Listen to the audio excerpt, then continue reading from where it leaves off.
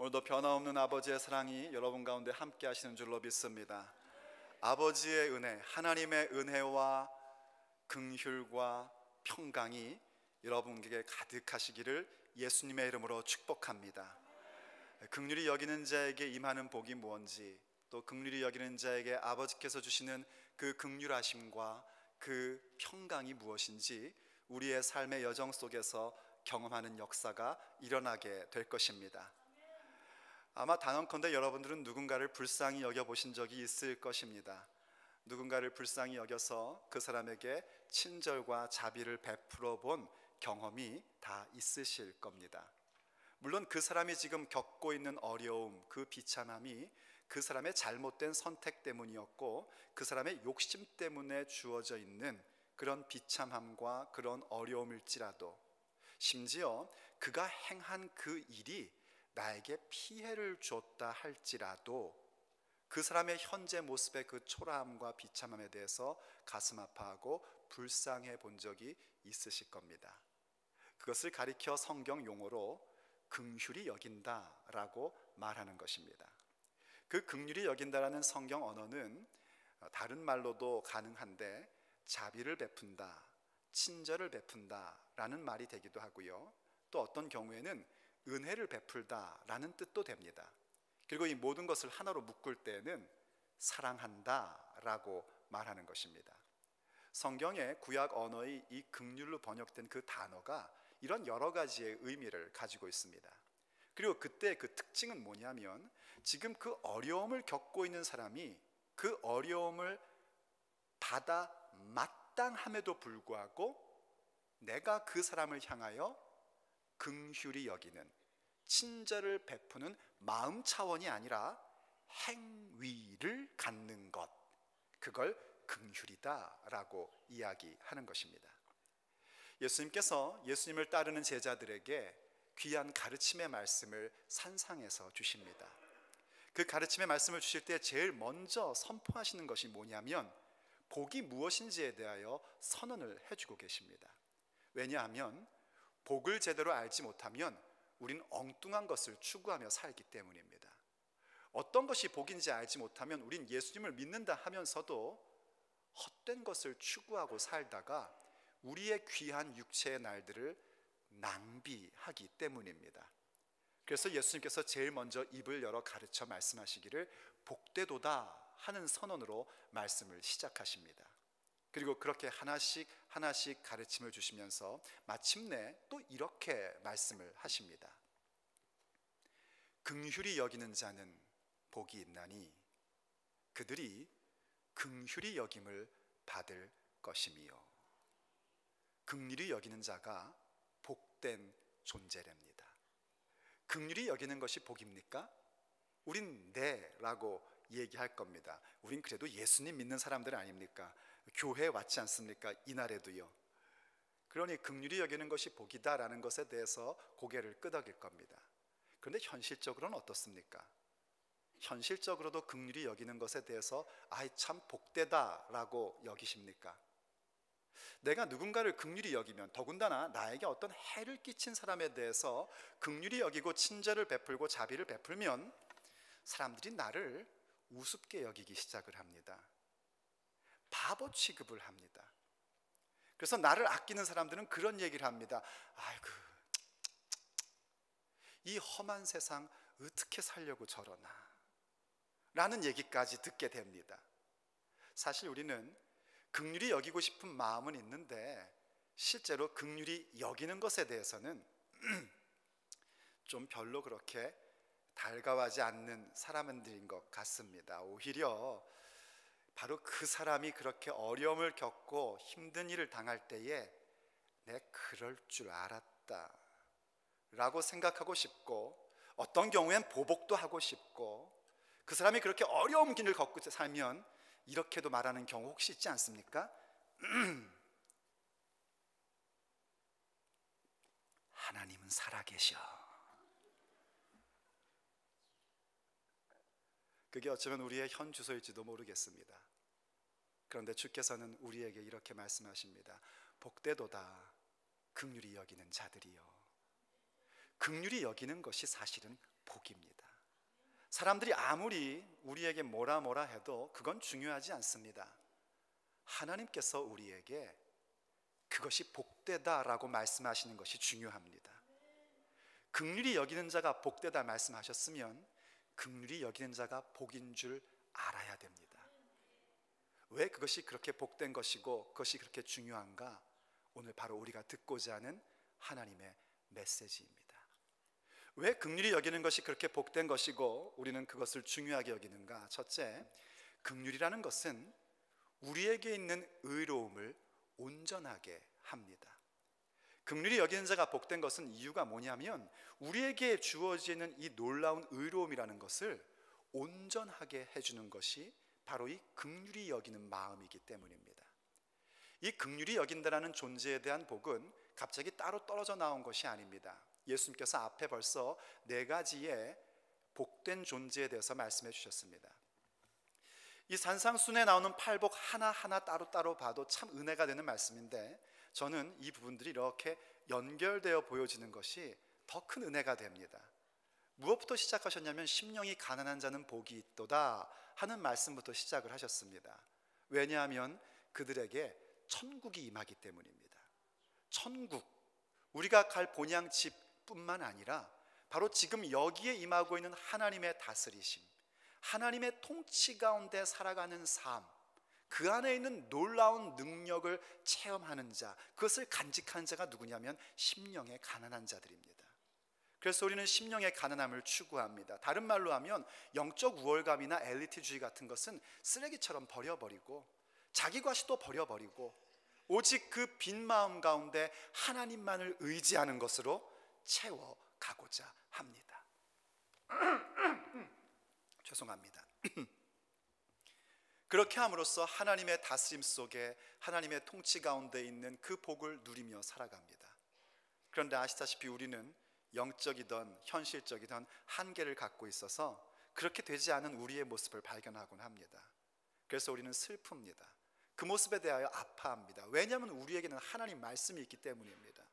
하나님의 다스림 가운데 살아가는 것이 얼마나 복된 것인지를 알고 있기 때문에 그거 안 되는 내 모습 때문에 너무 고통스럽고 아파하고 애통해합니다. 그런데 주께서 말씀하십니다. 애통하는 자가 복되도다. 애통하는 자는 복이 있나니 그들이 위로를 받을 것이며, 바로 그 가운데 우리가 아버지의 위로를 받습니다. 그 위로가 있기에 하나님 품에 안겨서 울고 그 위로 가운데 임하는 능력을 가지고 우리는 다시 도전합니다. 내 삶의 현장 가운데 심령의 가난함을 구하면서 아버지의 다스림 가운데 있기를 원하고 그 삶을 열심히 살아가다가 또 무너지고 또 아파하며 아버지 앞에서 기도하고 위로를 받고 또 재도전을 합니다. 이러한 반복 속에서 우리는 어느새 온유한 자가 되는 겁니다. 세상적인 도끼가 쭉 빠지는 것뿐만이 아니라 내가 가지고 있는 능력, 내가 가지고 있는 물질, 내가 받은 재능, 은사, 그것이 무엇이든지 간에 오직 우리의 주 되신 하나님의 뜻만을 위해서 사용하는 온유한 자가 되는 겁니다. 그럴 때 하나님께서 우리를 어떻게 해주시는가? 땅을 기업으로 얻게끔 해주시는데 그것은 곧 우리의 육체의 날들이 하나님께서 주시는 복된 기업이 되게 해주시는 것이고 우리의 삶의 발걸음 하나하나가 누군가에게 하나님의 선한 영향력을 주는 발걸음 되게끔 만들어 주시는 겁니다. 그렇게 살다 보면은요, 우리의 마음 가운데 하나님의 의를 추구함이 생기게 됩니다. 왜냐하면 바로 그 온유한 것, 또 우리가 애통해하는 것, 그리고 우리가 심령이 가난한 것을 추구하는 것은 결과적으로 하나님의 의가 있기 때문입니다. 하나님의 정의가 우리 가운데 있기 때문에 그것을 믿고 우린 마음껏 온유한 자가 되기를 원하고 마음껏 애통해하고 마음껏 심령의 가난함으로 우리의 삶을 꾸려가는 것입니다. 그래서 하나님의 의에 우리는 늘 배고파하고 목말라하며 바로 그 의를 갈망하는 인생이 되어지고, 우리가 의를 갈망하면 갈망할수록 하나님께서는 우리를 배부르게 하시는데 우리의 인생이 절대 체하지 않게 하실 뿐만 아니라 하나님만이 주시는 만족함 가운데에 살게끔 해주시는 겁니다. 이게 복입니다, 여러분. 이게 우리가 받고 있는 우리의 존재에 대한 복인 것입니다. 자, 그런데 바로 그렇기 때문에 이렇게 의를 추구하는 수준까지의 복을 받게 될 때에 여기에 우리가 매우 조심해야 될 것이 있습니다. 여기에 매우 위험하고 빠지기 쉬운 함정이 하나 있습니다. 그것은 바로 자기의라는 함정입니다. 하나님의 의를 추구하는데, 하나님의 의로움과 정의를 추구한 줄 알았는데 어느새 그것이 자기의라는 것으로 전락해버리는 경우들을 우리가 만나게 됩니다. 그래서 어떻게 되냐면 모든 것이 하나님의 기준이 아니라 나의 기준, 나의 판단으로 정의를 이루고자 합니다. 그런 분들의 독특한 특징이 있습니다. 그건 뭐냐면 나에게는 한없이 너그럽고 다른 사람들에게는 가차없는 사람들이 되어버리는 겁니다. 그게 자기의에 빠진 사람들입니다. 그거는 우리가 추구하는 의가 아닙니다. 그건 말하자면 영적인 암세포와 같은 것입니다. 그런데 이러한 부분들을 우리가 바로 이 자기의라는 영적 암세포를 제거하고 또 혹은 예방할 수 있는 백신이 하나 있습니다. 그게 바로 긍휼이라는 것입니다. 참 이상합니다. 하나님의 의, 하나님의 정의를 추구하는 사람들은요, 추구하면 할수록 사람들에 대해서는 긍휼히 여기는 마음을 갖게 됩니다. 자기의를 추구하는 사람들은 자기에게는 굉장히 인자하면서 사람들에게는 긍휼히 여기지 않는데, 하나님의 의를 추구하면 추구할수록 사람들에 대해서 불쌍히 여기는 마음을 갖게끔 되는 것입니다. 그때 그 의를 추구하는 것은 결코 자기의가 아닙니다. 그것은 바로 하나님의 의를 추구하고 있는 것입니다. 우리가 마태복음 18장에 보면은요, 예수님께서 이런 말씀을 가르쳐 준 적이 있습니다. 한번 여러분 성경 가지고 오신 분들은 마태복음 18장을 펴놓고 들으시면 더 큰 도움이 될 것입니다. 꼭 목사님은 누나 가지고 미끄러워서 성경책 안 갖고 온 날만 이렇게 성경책을 펴보라고 그래요. 그렇죠? 마태복음 18장 15절 말씀을 보면은요, 예수님께서 무슨 얘기를 하셨냐면 형제가 죄를 범했을 때 어떻게 해야 되느냐 하는 가르침을 주십니다. 제일 먼저는 그 사람에게 직접 가서 혼자 가서 얘기하래요. 그래서 그 사람이 그것에 대해서 회개하면 형제를 다시 얻는 거랍니다. 근데 만약에 그렇게 하지 않으면 두세 사람의 증인을 데려가서 얘기하랍니다. 그래도 말을 안 들으면 교회에 얘기를 하랍니다. 그래도 말을 안 들으면 그 사람을 이방인이나 세리처럼 취급을 하려는 겁니다. 이 얘기는 분명히 교회 안에 죄를 범한 사람에 대해서 어떻게 해야 될 것이냐, 말하자면 교회 안에 정의를 이루어가는 일들입니다. 어떻게 하면 교회를 더욱더 깨끗게 정의롭게 하고 사람의 죄에 대해서 이 죄의 문제를 해결할 것이냐는 정의의 문제입니다. 그런데 이 말씀을 하시자마자 바로 이어서 무슨 말씀을 하셨냐면 18절쯤에 이런 말씀이 있습니다. 진실로 너희에게 이르노니 무엇인지 너희가 땅에서 매면 하늘에서도 매일 것이고 땅에서 풀면 하늘에서도 풀릴 것이다. 이렇게 말씀하시면서 진실로 다시 너희에게 이르노니, 예수님께서 얼마나 간곡하게 말씀하고 싶으셨는지 진실로 다시 너희에게 이르노니 하고 하시는 말씀이, 너희 중에 두 사람이 땅에서 합심하여 무엇인지 구하면 하늘에 계신 내 아버지께서 그들을 위하여 이루게 하시리라. 두세 사람이 내 이름으로 모인 곳에는 나도 그들 중에 있느니라 하고 말씀을 하십니다. 이 말씀을 우리가 어떻게 많이 적용을 하냐면요, 이 말씀을 통해서 듣는 메시지는 우리가 이렇게 합심하여 기도하는 게 중요하다라는 메시지로 받습니다. 맞습니다. 우리가 혼자 기도하는 것도 참 좋은 것이지만 교회에 모여서 합심으로 기도하는 것에는 거기엔 위대한 능력이 있습니다. 합심으로 기도하는 것은 굉장히 중요한 것입니다. 자, 그런데 이 말씀이 따로 떨어져 있는 것이 아니라 이른바 문맥에 의하여 있다는 것을 한번 보십시오. 무슨 말씀을 하고 이 얘기를 하셨냐면, 형제가 죄를 범하면 그 죄의 문제를 어떻게 해결해야 되느냐 하는 말씀에 이어서 하신 말씀입니다. 그럼 우리는 좀 이해해야 됩니다. 그렇게 보기 시작하면 또 다른 메시지를 하나 받게 됩니다. 지금 합심하여 기도하는 내용의 핵심 포인트가 뭐냐면 교회 안에 정의를 이루는 부분들에 대한 겁니다. 교회 안에 죄 문제를 해결하는 일에 있어서 우리가 함께 모여 기도할 수 있어야 되는데, 땅에서 묶으면 하늘에서도 묶일 것이고 땅에서 풀면 하늘에서도 풀리게 되고, 우리가 합심하여 기도할 때 하나님께서 일하시는 위대한 역사가 있다는 것입니다. 그렇다면 우리는 그 메시지를 이렇게 받아야 됩니다. 누군가 잘못한 부분에 대해서 정의를 이루고 싶을 때에 우리가 기본적으로 가져야 될 것은 뭐냐면, 우리가 합심하여 그 사람을 위해서 기도할 줄 아는 사람들이 되어야 한다는 것입니다. 그렇게 합심으로 기도할 때 그 기도는 하나님께서 응답하시는 기도이고, 그 기도에는 위대한 능력이 있다는 사실을 우리가 기억해야 됩니다. 말하자면 뭔가 죄 문제를 얘기할 때 그것은 용서하고 싶은 마음 가운데서 죄 문제를 지적하기 시작하는 것이지 정죄하기 위함이 아니란 말입니다. 그러면 우린 기도해야 됩니다. 왜냐하면 우리 마음엔 그런 거 없거든요. 그래서 합심하여 기도해서 묶는 자가 아니라 푸는 자가 되어야 될 것이고, 그 기도의 능력을 얻는 자들이 되어야 됩니다.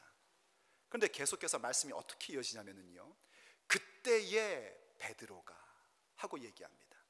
바로 이 말씀을 하실 그때에 베드로 사도께서 예수님의 말씀의 메시지를, 그 진의를 아주 정확하게 이해를 하신 겁니다.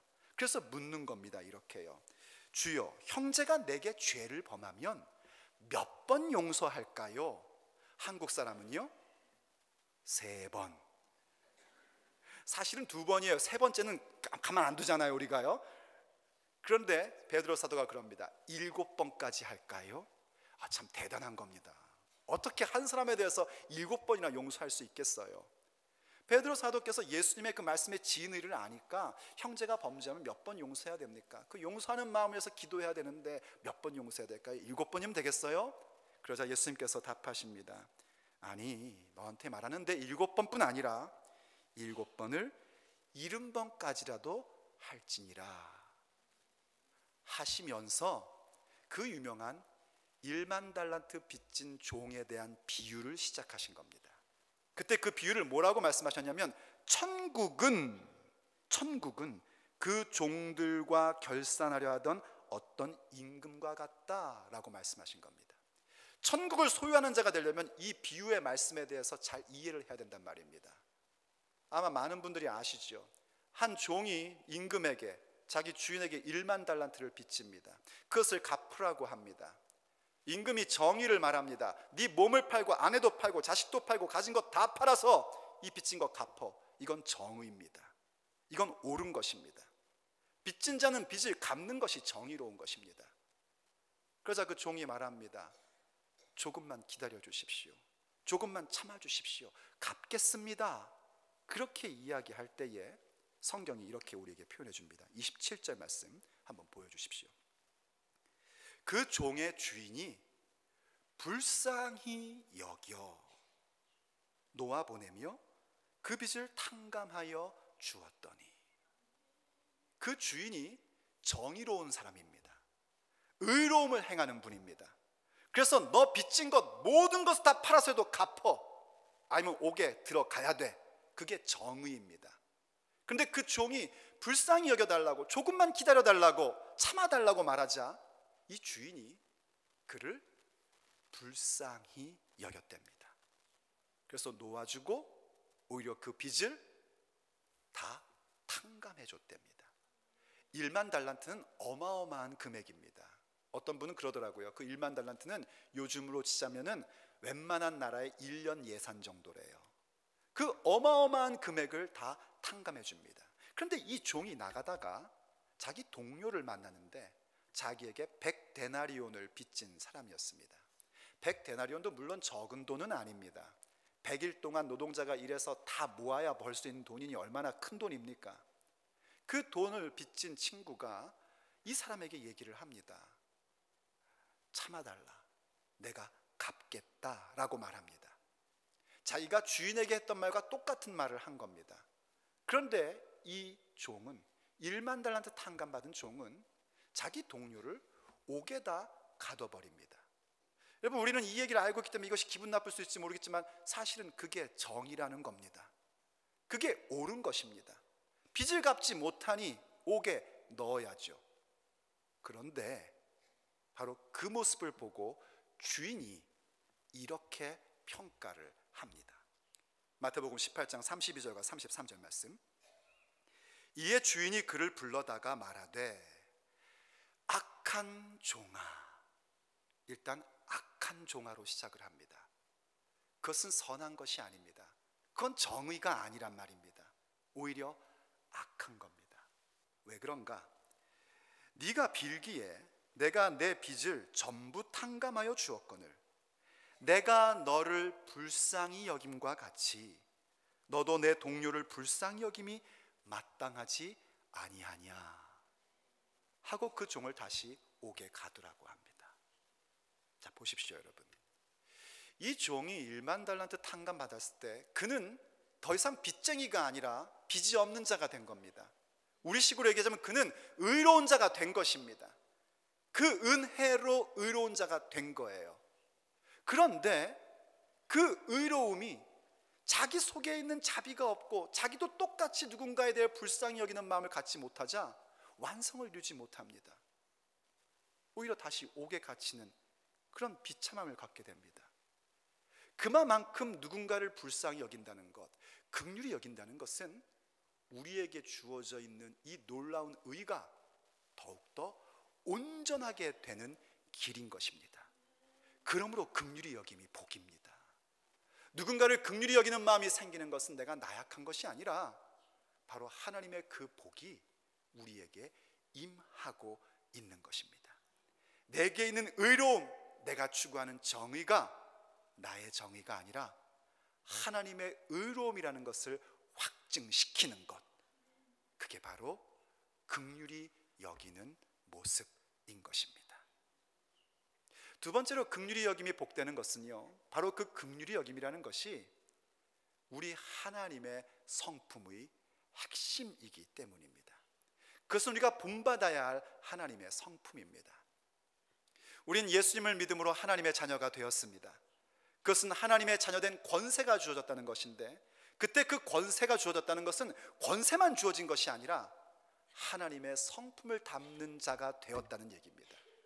우리가 하나님의 자녀면 마땅히 하나님의 성품을 담는 자가 되어야 됩니다. 지금 방금 전에 우리가 살펴봤던 그 비유에 대해서도요, 비유 속에서도 그 주인의 성품이 뭐였냐면 불쌍히 여김이었습니다.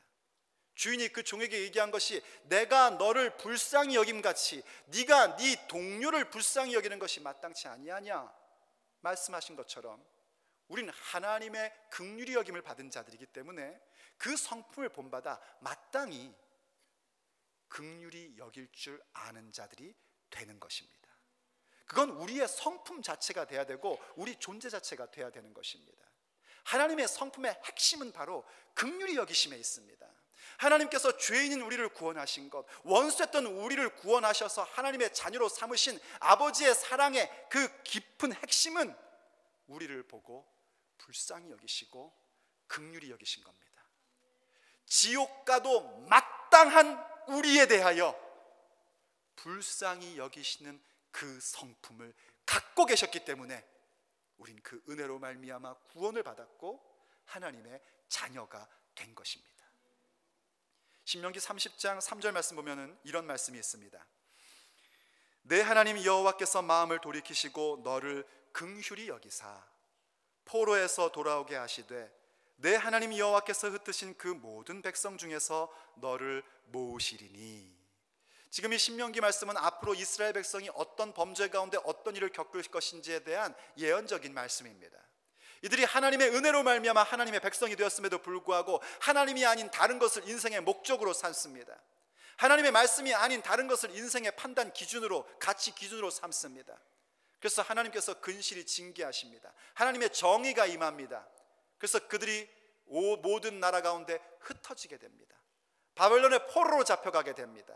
그런데 그 포로로 잡혀가서 아주 비참한 상황 속에서도 하나님의 말씀을 기억하고 하나님의 은혜를 구할 때에 그들을 다시 모으시고 회복시켜 주시겠다는 겁니다. 그런데 그때 다시 그들을 모아주시고 그들을 회복시켜 주시는 아버지의 성품의 핵심이 뭐냐면 너를 긍휼히 여기사입니다. 그래서 우리가 회복되었고 그래서 우리가 하나님의 은혜 속에 하나님을 아버지라 부르고 있는 것입니다.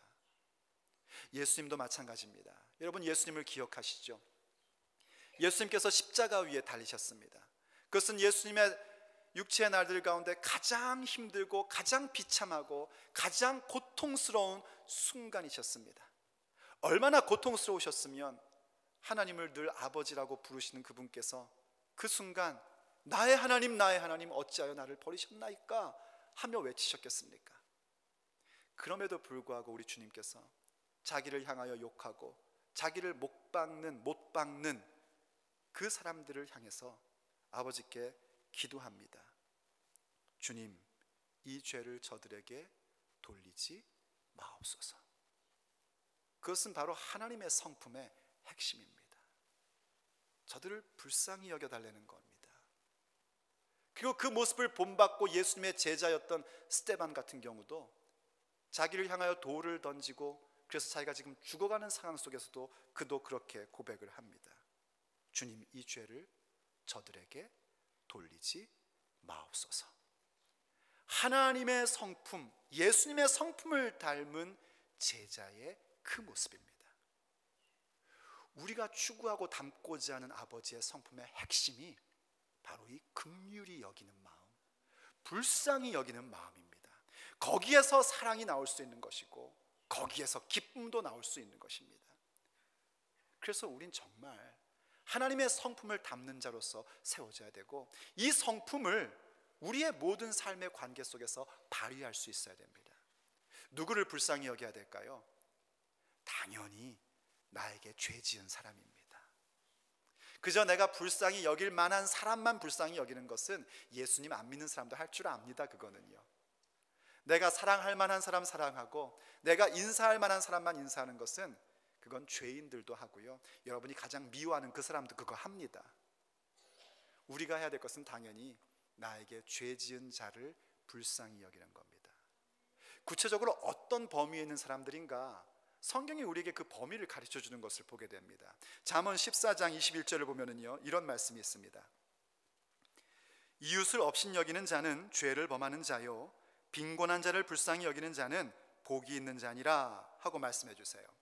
이 잠언은 일종의 시편 같은 거라서 우리가 대꾸로 이해하면서 설명할 수 있습니다. 그러니까 이웃을 지금 누구하고 대꾸로 이을 수 있냐면 빈곤한 자로 이을 수 있고요, 업신여기는 것을 불쌍히 여기는 것과 이렇게 대조하면서 볼 수 있는 겁니다.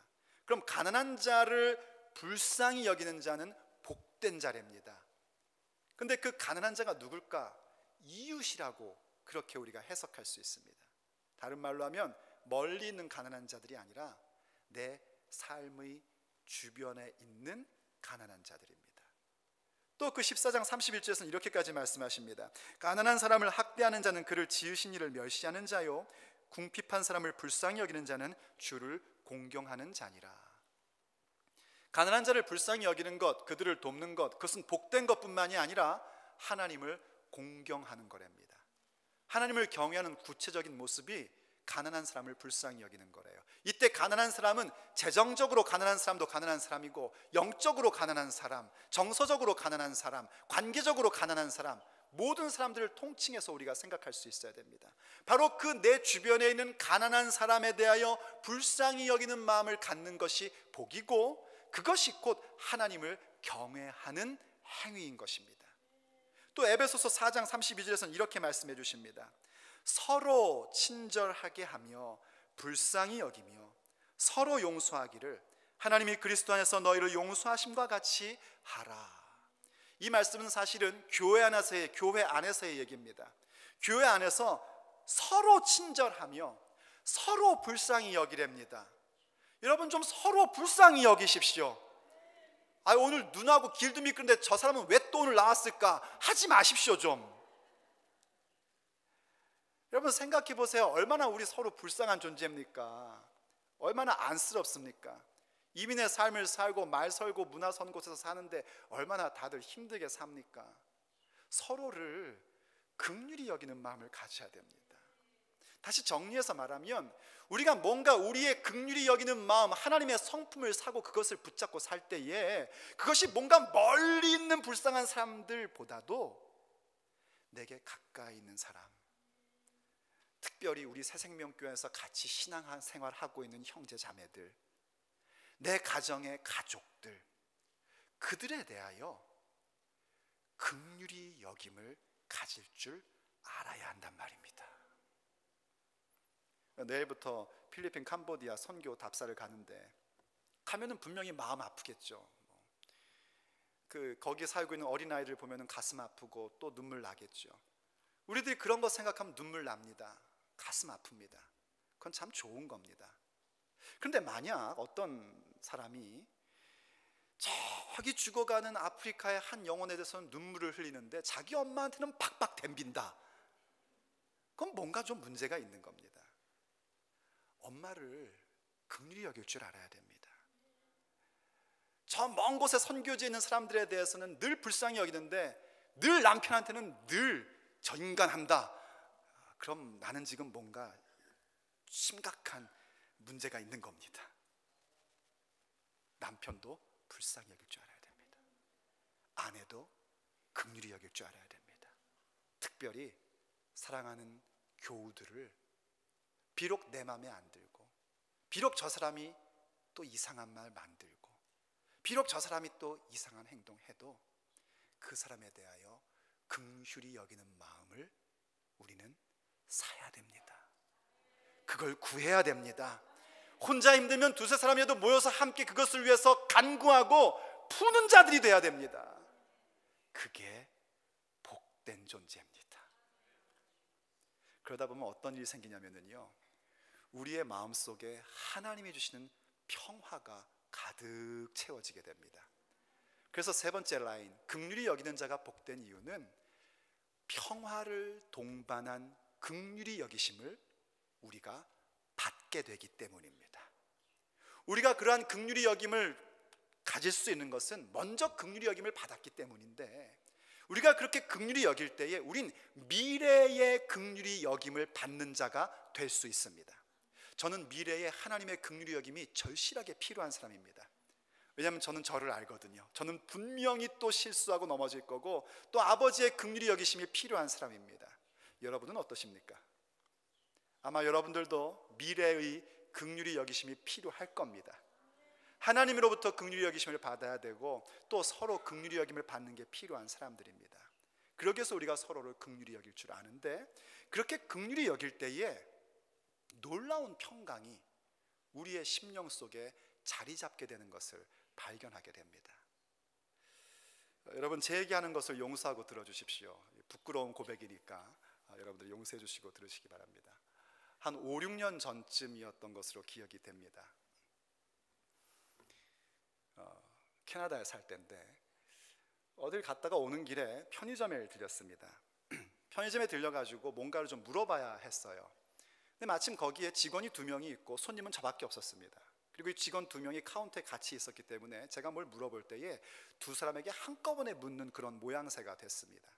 그랬더니 한 젊은 친구는 저한테 그냥 제법 친절하게 이렇게 가르쳐 주는데, 대답 안 해도 되는데 그 옆에 있는 또 다른 한 젊은 친구가 뭘 얘기를 하는데 영 기분 나쁜 거예요. 제가요. 왜 그런 느낌 아세요? 뭔가 좀 나를 깔보는 듯 하면서 마치 제 영어의 그 어눌함을 업신여기는 듯 하면서, 그래서 이거 인종차별 하나 하는 그런 느낌이 들면서, 그런 경험 있으세요? 바로 그런 느낌이 탁 드는 거예요. 태도도 그렇고 눈빛도 그렇고 말투도 그렇고 영 마음에 안 드는 거예요. 그래서 제 마음속에 화가 확 올라오더라고요. 그래도 아쉬운 사람은 저고 또 다른 한 친구가 가르쳐 줬으니까 그냥 땡큐 하면서 이렇게 웃으면서 이러고 나왔어요. 어쨌든 간에 나하고 차를 타고 집에 오는데요, 차 안에서 갑자기 제 속에 조금 아까 불 붙었던 그 화가 막 올라오기 시작을 하는 거예요. 이걸 어떻게 걷잡지를 못하겠는 겁니다. 막 화가 나가지고 혼자서 막 동그라미 네모 막 그러면서, 무슨 얘기인지 아시죠? 막 그러면서 막 화가 나가지고 주먹으로 천장을 쳤다가 이게 핸들을 막 쳤다가 막 그러는 거예요. 그러다가 갑자기 제 모습이 딱 보여지는 겁니다. 그러면서 제 마음 가운데 이런 소리가 하나 들려옵니다. 야, 너 왜 이렇게 별것 아닌 거에 열받아 하고 있냐? 하는 생각이 제 마음속에 툭 하고 올라오는 거예요. 제가 목회하면서 경험한 게 뭐냐면, 그 왜 성격이 그냥 묵뚝뚝하신 분들 있잖아요. 성격이 말 자체를 그냥 이렇게 묵뚝뚝해 하시는 분들이 있으세요. 근데 제 경험상 그런 분들은 마음이 더 비단결이에요. 그러니까 그 친구가 그런 사람일 수도 있고, 또 혹시 정말 그 사람이 나쁜 의도를 가지고 저를 업신여기고 그런 태도와 그런 눈빛을 보냈다면 그건 뭐 자기 손해고, 왜냐하면 언젠가 하나님 앞에 드러나지 않을 것이 하나도 없겠을 터인데 하나님께서 심판하실 거니까 그건 뭐 자기 손해고, 야, 내가 왜 이런 거에 이렇게 열을 받아 하지? 하다가 그 당시 제가 읽고 있던 영어 책 제목이 생각이 나더라고요. 그 책 제목이 이런 거였습니다. Don't sweat the small stuff. 작은 일에 땀내지 마라. 의역을 하면 이런 거예요. 별거 아닌 거에 열받지 마. 뭐 이런 내용입니다. 그게 생각이 나서 아, 그렇구나 하는데, 그런 생각의 흐름이 말하자면 성령님의 인도하심이었습니다. 제가 그런 생각을 그때 했었습니다. 목회하면서 살아오다 보면 참 별일을 다 겪습니다. 뭐 어떤 사람들은 저의 그 목사라는 것을 이용해서 뭔가 손해를 입히려고 하기도 했고, 또 실제로 입히기도 했었고, 또 어떤 사람들은 있지도 않은 말을 만들어서 이상한 말을 하고 다니기도 하고, 그런 일들을 막 겪을 때가 있었습니다. 근데 그때 저의 반응은 어땠냐면, 이런 일들에 대해서 저로서는 도저히 용서도 안 되고 저로서는 도저히 해결해 나갈 수 없는 문제인데, 하나님의 자비하심을 구하고 하나님의 긍휼하심이 내게 있다는 사실을 발견해 달라고 기도하면서 그러한 부분들을 잘 넘어갔었습니다. 아이고, 제 얘기하고 다니는 사람 문 앞에 있는데 알죠. 그럼에도 불구하고 하나님의 은혜로 그에 대하여 친절하게 얘기하고 그를 위해서 기도할 수 있는 사람이 됐었어요. 그래서 저는 생각했어요. 임영희는 정말 괜찮은 인간이다. 얘는 참 괜찮은 사람이야 라고 생각했는데, 지금 보십시오. 그 별것 아닌 일, 내 일상에서 아무것도 아닌 그 일에 대해서는 전혀 용서가 안 되고 화가 머리끝까지 와서 막 혼자서 별 이상한 말을 다 하고 속상해하는 제 모습을 보란 말입니다. 전혀 그런 게 없는 겁니다. 그게 딱 제 수준이었습니다. 기껏해야 제가 갖고 있는 건 그런 거예요. 그래? 네가 불친절해? 그렇다면 내가 더욱더 친절하게 너한테 대해서 나의 의로움으로 네 코를 납작하게 해주마. 고작해야 그런 생각에 불과합니다. 그거는 하나님의 의가 아닙니다. 그건 암세포 자기의입니다. 뭔가 큰 이슈에 대해서는 하나님의 도움을 구할 줄 알고, 또 함께 기도하는 형제자매들에게 나 지금 이거 너무 힘드니까 기도해 주세요 하고 함께 기도하면서 그러한 부분들은 잘 넘어갔는데, 가까운 일들, 작은 일들에 대해서는 만만하게 봐서 그런지 거기에 대해서는 여지없이 무너지는 제 모습을 보게 됩니다. 그리고 그런 사람들이 가지고 있는 그 가련함과 그 궁핍함에 대해서 전혀 눈뜨고 보지 못하는 제 못난 모습도 보게 됩니다. 그때 제가 썼던 저널 일기에 이런 기도문이 써 있던 것을 여러분들에게 소개해 드립니다. 제 일기를 읽어 드리는 겁니다. 주님, 불친절한 그 사람을 용서합니다. 그 사람의 성품이 무뚝뚝할 수도 있고, 또 그런 사람이 오히려 더 깊은 사랑이 있을 수 있다는 것을 인정합니다. 그 사람이 나쁜 마음으로 나에게 그렇게 했다고 해도 그가 예수님 모르니까, 복음 모르니까 그런 것이니 그가 가난하고 궁핍한 자인데 그를 향한 긍휼히 여김을 갖습니다. 그런 사람들이 당연한 결과로 비참한 상태 속에 있어도 통쾌하게 여기지 않고 불쌍히 여기며 돕는 사람이 되겠습니다. 그 일에 있어 제일 먼저 아버지, 제 마음에서 그를 용서합니다. 그렇게 글을 썼었습니다. 그건 제 기도의 제목이었습니다. 그리고 그 다음에 나오는 제 저널의 내용이 그런 내용이 있더라고요. 그렇게 기도를 할 때에 제 마음 가운데 신비한 현상이 일어나기 시작을 했습니다. 그건 뭐냐면, 저의 저의 분노는 온데간데 없어지고 제 속에 있었던 예수님의 평강이, 그 평화가 제 마음을 사로잡기 시작을 했습니다. 그리고 그 평화가 마치 제 온몸을 감싸는 듯한 그 느낌을 갖게 된 겁니다. 그래서 그때에 읽고 있던 성경이었던 디모데 후서에서 그저 그냥 사도 바울이 디모데에게 인사말로 했던 그 내용이 다른 의미로 저에게 와닿았었습니다. 그 내용은 디모데 후서 1장 2절의 말씀이었습니다. 사랑하는 아들 디모데에게 편지하노니 하나님 아버지와 그리스도 예수님 우리 주께로부터 은혜와 긍휼과 평강이 내게 있을지어다 하는 말씀이었습니다. 은혜와 긍휼과 평강이 내게 있을지어다, 그냥 흔한 인사말이었는데 그날 그 사건 이후로 이게 그냥 인사말이 아님을 제가 깨닫게 됐습니다. 바로 이 순서입니다. 은혜, 긍휼, 그리고 평강. 우리는 하나님의 은혜를 입은 사람들입니다. 그것부터 알아야 됩니다. 나는 그 은혜 가운데 사는 사람이고 그 은혜 없이는 한순간도 살 수 없는 사람입니다. 그리고 그 은혜는 바로 하나님의 긍휼히 여기심을 받았기 때문에 그 은혜가 우리에게 있는 것이고, 그 긍휼히 여기심을 받았기 때문에 나는 기꺼이 긍휼히 여기는 자로 살아갈 것을 결정하고 아버지의 도움을 구하며 사는 것입니다. 그럴 때 그 다음 찾아오는 게 뭐냐면 하나님의 평강입니다. 그 누구도 빼앗아갈 수 없고 그 누구도 줄 수 없는 평강이 바로 그 긍휼히 여기고자 하는 시도 속에 내게 그 평강이 임하게 되고, 그 평강이 있기 때문에 우린 다시 또 기꺼이 긍휼히 여길 수 있는 발걸음과 선택과 표정과 말투와 행동을 갖게끔 되는 것입니다. 은혜, 긍휼, 그리고 평강이 내게 있을지어다. 바로 그것이 우리가 긍휼히 여김을 받는 증상인 겁니다. 내가 누군가를 긍휼히 여길 때에 이렇게 아버지가 주시는 평강을 동반한 긍휼히 여기심이 나의 삶 속에, 나의 마음 속에 임하게 되고, 그것을 통하여 우리는 더욱더 복된 존재로 세워지게 되는 것입니다.